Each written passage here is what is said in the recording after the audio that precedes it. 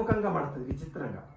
అంతవరకు దక్షిణాభిముఖంగా వెళ్ళేది ఉత్తరాభిముఖంగా మళ్ళడం అనేది అది కూడా ఒక దీవిలాగా చేస్తుంది వారణాసి. కాబట్టి దాన్ని వరుణ ఆసి, వారణాసి, కాశీ ఏ పేరుతో అయినా పిలవచ్చు. బెనారస్ అంటే ఈరోజు చీరల సంగతి మనకు అంత తెలిసి చీరలు వచ్చింది. చీరల సంగతి చెప్పిపోతే సారికి మనం దేవునికి సారి చెప్పాల్సి వస్తుంది. అయితే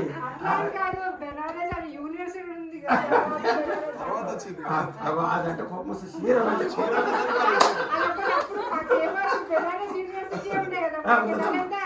బెనారస్ యూనివర్సిటీ ఉన్నది పేరు పెట్టింది. అందుకే ఇక వాళ్ళు ఏమన్నాక బెనారస్ అన్నారు. కాబట్టి ఇట్లా వారణాశ్యంత విశ్వేశం త్రయంబకే గోదావరి తకే.